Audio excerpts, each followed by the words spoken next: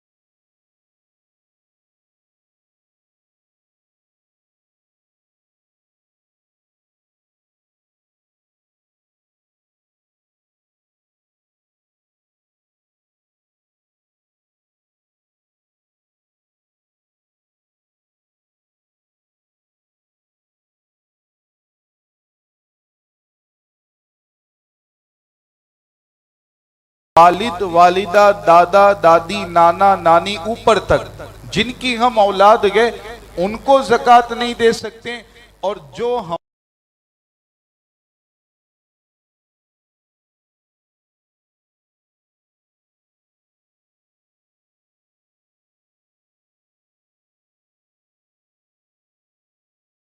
नहीं दी जा सकती है, हस्बैंड वाइफ आपस में एक दूसरे को ज़कात नहीं दे सकते।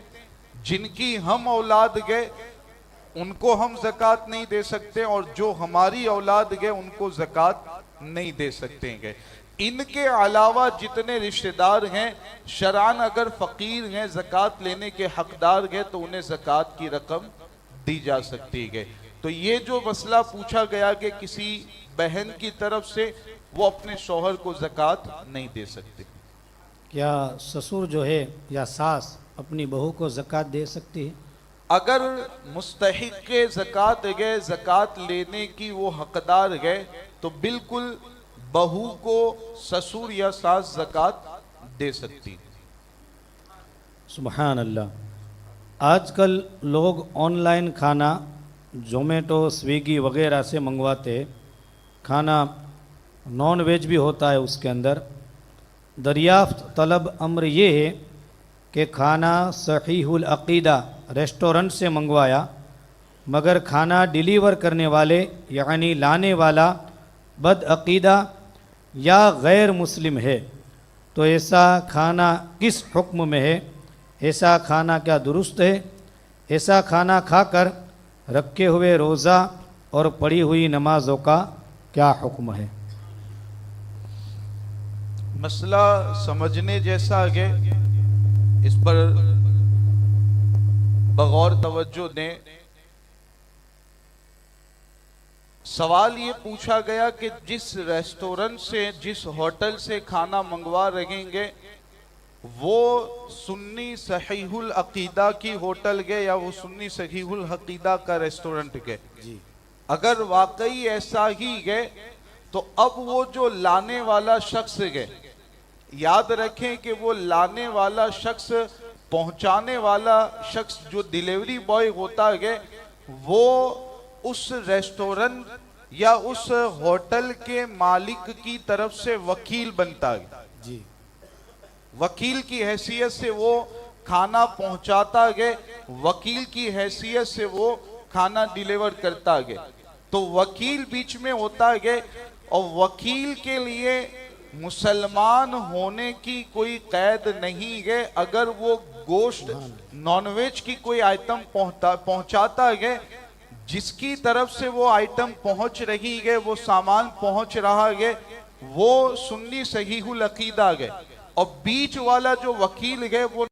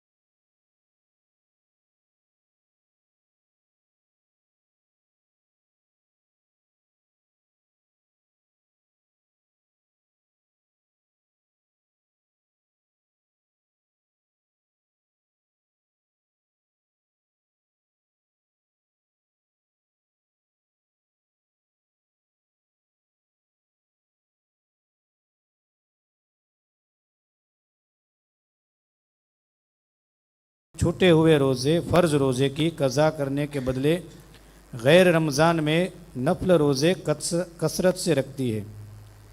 बाज़ हर महीने 21 तारीख को या हज़रत उवैसे करनी का रोज़ा या वग़ैरह फ़ला फ़ला नफल रोज़े जो है औरतें रखती है। तो क्या इस तरीके से रोज़ा रखना, कज़ा रोज़े को छोड़कर नफल रोज़ा रखना, ये सही है? क्या कोई सूरत ऐसी है कि फ़र्ज़ की भी कज़ा हो जाए और इन नफल रोज़ों का भी सवाब मिल जाए? सबसे पहले तो रोजा हो या नमाज, हर इबादत के बारे में एक जहन ये अपना बना लें कि जो फर्ज और जरूरी इबादत है, पहले हमें उसकी अदायगी करनी है। सुभान अल्लाह। अगर फर्ज रोजे बाकी हैं, तो नफल रोजों की जगह पर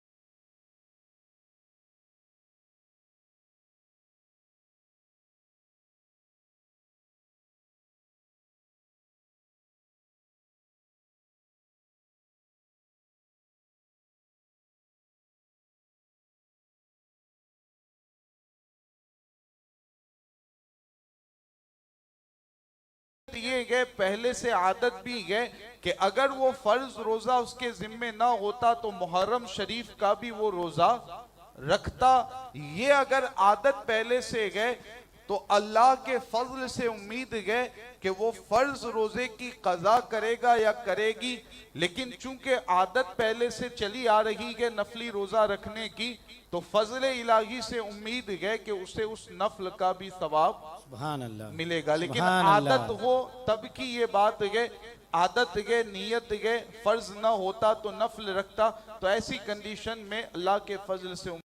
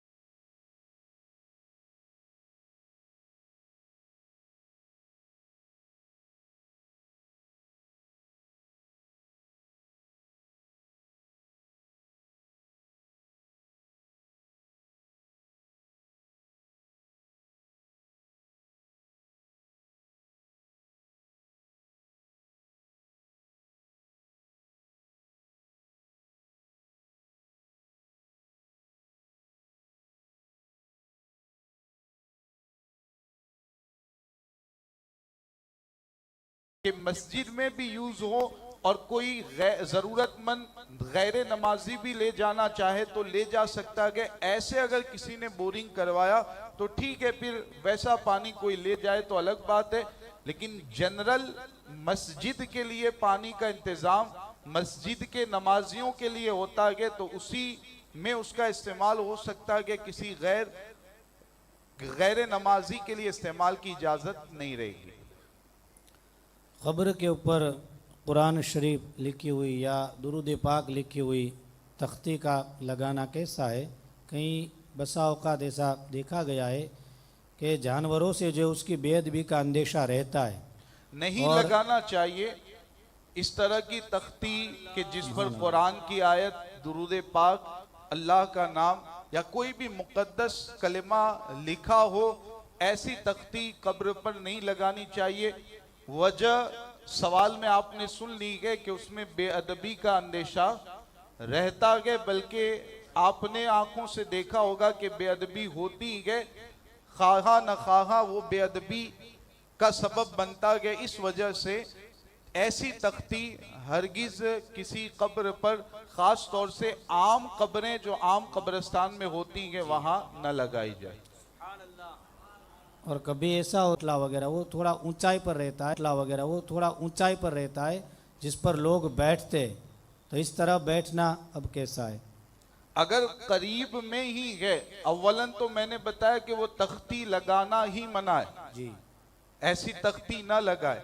अब अगर कहीं लगी हुई है तो करीब में अगर कोई बैठता है, जैसे यहाँ पर तख्ती है और यहाँ कोई बैठता है, वो कुरान की आयत नीचे गए, वो ऊपर बैठ रहा है, तो ये बेअदबी का सबब बनेगा। अगर दूर कहीं ऐसी तख्ती लगी हुई है और कोई दूर बैठता है तो इसमें किसी तरह बेअदबी नहीं है। तो जैसी कंडीशन है वैसा हुक्म शरअ रहेगा। सुभान अल्लाह सुभान अल्लाह। गैर महरम औरत को गैर महरम मर्द कब्र में उतार सकता है, कफन दफन कर सकता है? नहीं उतार सकता, नहीं कर सकता। सवाल ऐसा हजरत। सुभान अल्लाह सुभान अल्लाह। क्या एक कब्र के अंदर खोद कर किसी दूसरे मरहूम को उसके अंदर दफन किया जा सकता है? अगर किया जा सकता है तो इसकी सूरत क्या है?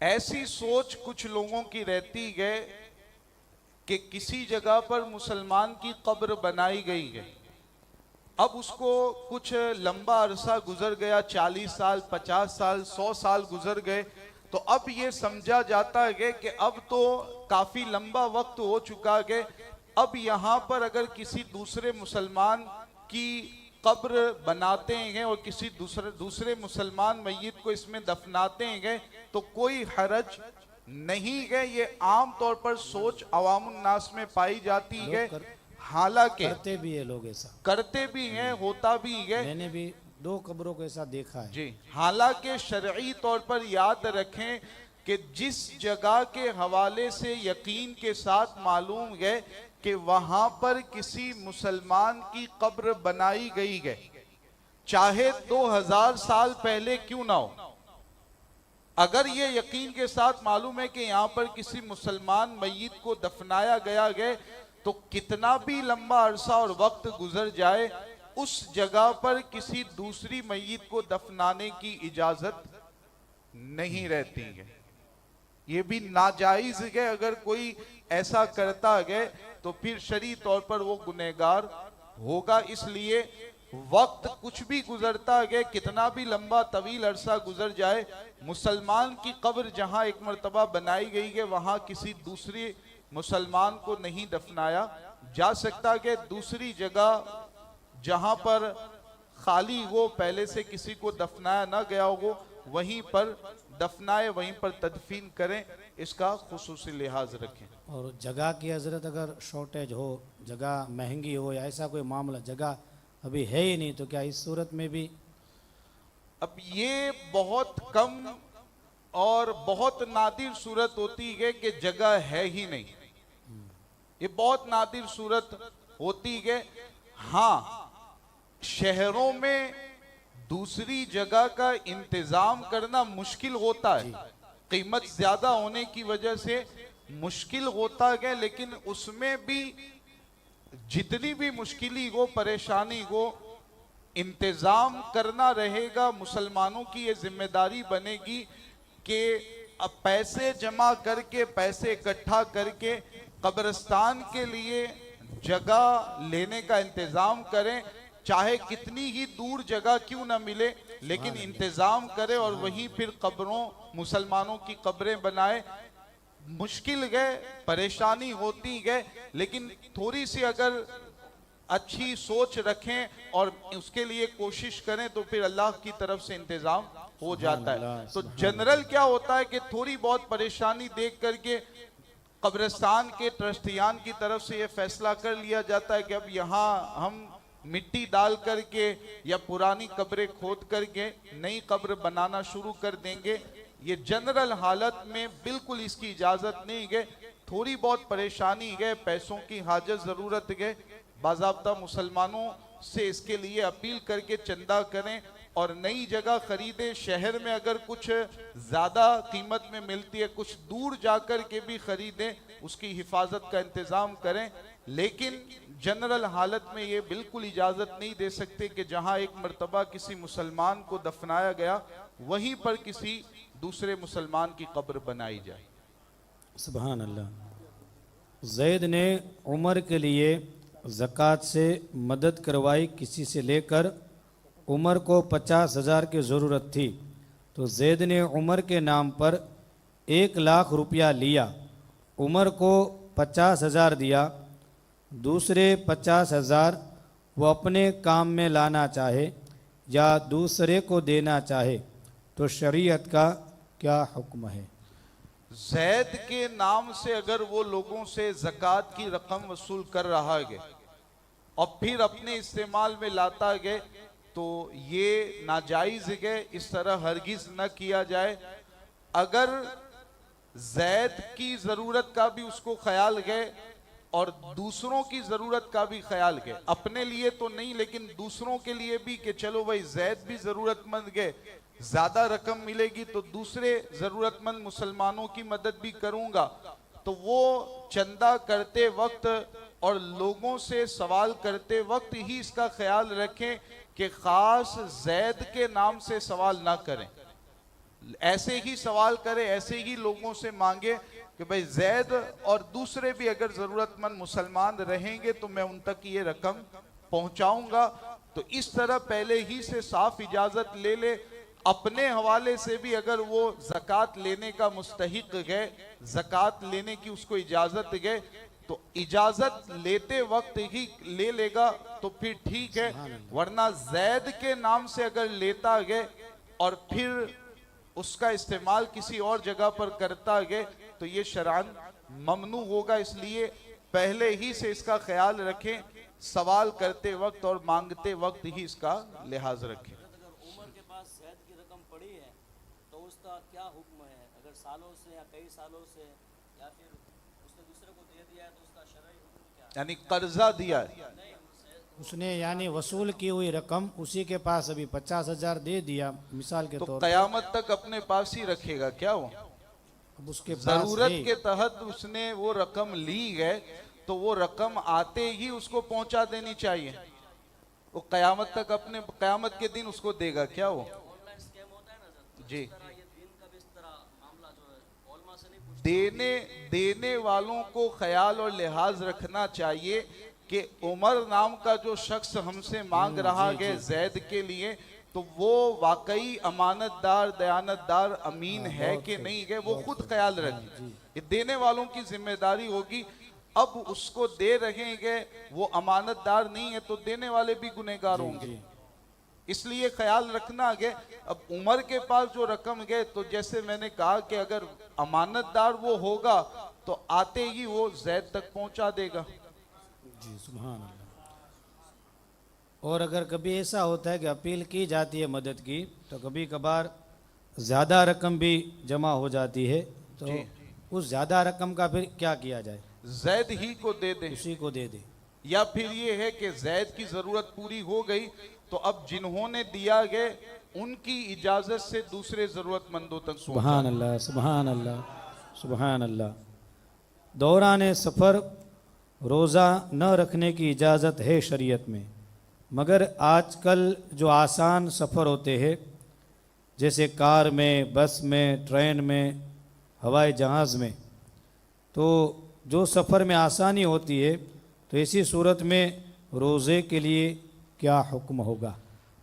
पहले तो ये वाजे कर दूं कि मुतलक सफर के लिए रोजा छोड़ने की इजाजत नहीं है। सुबह सादिक के वक्त, यानी जिसको आम जबान में आप समझे सहरी का वक्त जो खत्म होता है, उससे पहले पहले अगर किसी ने सफर शुरू कर दिया है और वो सफर 92 किलोमीटर या उससे ज्यादा का है, तो इस कंडीशन में अब वो जो दिन आने वाला है उस दिन का रोजा छोड़ने की इजाजत रहती है। अगर सुबह 8 बजे, 9 बजे, 10 बजे किसी को सफर के लिए निकलना है तो ये सफर ऐसा नहीं है कि जिसके लिए उस दिन का रोजा छोड़ने की उसे इजाजत मिले। तो जिस दिन का रोजा छोड़ना है उस दिन जो सहरी के खत्म करने का वक्त होता है उससे पहले पहले अगर वो सफर के लिए निकल जाता है और 92 किलोमीटर या उससे ज्यादा का सफर है तो इजाजत बहरहाल उसके लिए है, चाहे कितना ही आसान सफर क्यों ना हो। हाँ, अब उसमें कंडीशन शरीयत ने ये रखी है कि अगर रोजा रखने में उसके लिए आसानी है, आसानी वो मुसाफिर रोजा रख सकता है, तो बेहतर, मुस्तहब, ज्यादा सवाब इसी में है कि वो रोजा रखें। अफजल यही है रोजा रख लें। नहीं रखता है तब भी गुनहगार नहीं होगा, कितना ही आसान सफर क्यों ना हो। नहीं कोई रखता है, मुसाफिर है शरई तौर पर, तो अब उसके लिए रोजा छोड़ने की मुतलक इजाजत है। ना रखे तो भी गुनहगार नहीं होता। हाँ, आसानी से रख सकता है तो रख लेना बेहतर है, ज्यादा सवाब इसी में है। नहीं रखता तो भी गुनहगार नहीं होगा। तो मुसाफिर हजरत शरीयत में किसे माना जाएगा? मुसाफिर यानी कौन? 92 किलोमीटर या उससे ज्यादा सफर का इरादा है, और मैंने जैसे बताया कि रोजा रखने का जो वक्त है उससे पहले पहले वो ये सफर शुरू कर देता है, तो उसके लिए शरण रोजा छोड़ने की रुख्सत है। सुभान अल्लाह, सुभान अल्लाह। नियाज करना कैसा है और क्या नियाज का सबूत कुरान व हदीस से है? अच्छी नीयत हो तो नियाज करना मुस्तहब और बेहतर है। सुभान अल्लाह, सुभान अल्लाह। नीयत में अगर खराबी हो तो ये गुनाह भी हो सकता है। समझ रहे हैं? अच्छी नीयत हो तो सवाब, मुस्तहब, बेहतर, और गुनाह अगर खराबी है नीयत में तो गुनाह भी हो सकता है। सबूत की जहां तक बात गए, यकीनन कुरान और हदीस में अगर गौर व फिक्र किया जाए तो इसका सबूत हमें जरूर मिलता है। सुभान अल्लाह। अच्छी नीयत रख कर के न्याज करनी चाहिए, इंशाअल्लाह वो सवाब और बरकत का सबब बनेगी।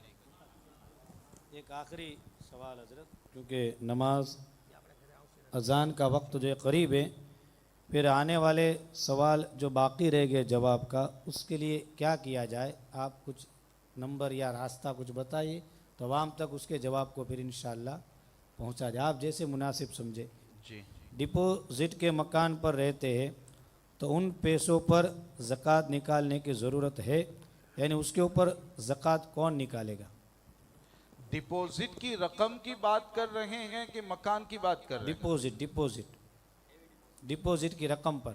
हैं? जी, डिपॉजिट की रकम के हवाले से याद रखें कि ये जो रकम दी जाती है दुकान या मकान किराए पर लेने के वक्त, तो ये रकम शरीयत के एतबार से इसकी हैसियत कर्जे की होती। इसकी हैसियत कैसी होती है? गोया कि आपने कर्ज दिया है किसी को, तो कर्ज वाली रकम का हुक्म ये रहता है कि अगर ज़कात के शराइत पाए जाते हैं तो जो कर्जे की रकम है साल ब साल उसकी ज़कात वाजिब होती रहती है, हर साल उसकी ज़कात वाजिब होती रहेगी। बहुत अहम मसला है ये, इस पर आम तौर पर तवज्जो नहीं होती जी। डिपॉजिट देने वाला ही उसका मालिक है। सुभान अल्लाह। सुभान जिसने डिपॉजिट की रकम दी है वही उसका मालिक है, और गोया उसने कर्जा दिया गया मालिक मकान या दुकान को, तो अगर ज़कात की शर्तें उस पर पाई जाती है तो हर साल उस रकम पर भी ज़कात वाजिब होती रहेगी।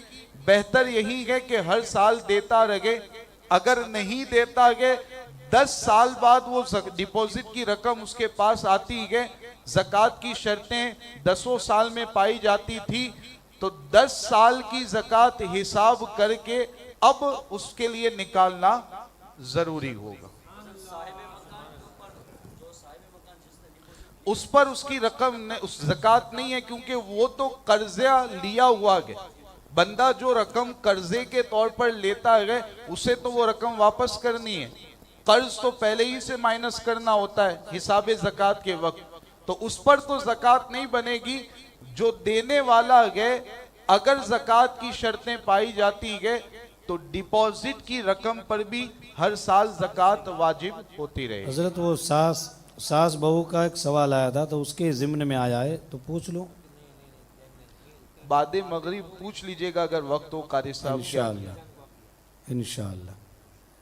अब जो है अगर सवाल है तो इंशाअल्लाह फिर कभी महफिल के अंदर या आप व्हाट्सएप या नंबर जो दिया उसके ऊपर आप जवाब भेज दें, इंशाअल्लाह मुफ्ती साहब जैसे कहेंगे इंशाअल्लाह उसको हम आप तक जवाब को पहुंचाने की कोशिश करेंगे। अभी मगरिब का वक्त करीब है, इस्तग़फ़ार और मुख्तसरम दुआ करें। बिस्मिल्लाहिर्रहमानिर्रहीम, सल्लल्लाहु अलैहि वसल्लम या रसूल अल्लाह सल्लल्लाहु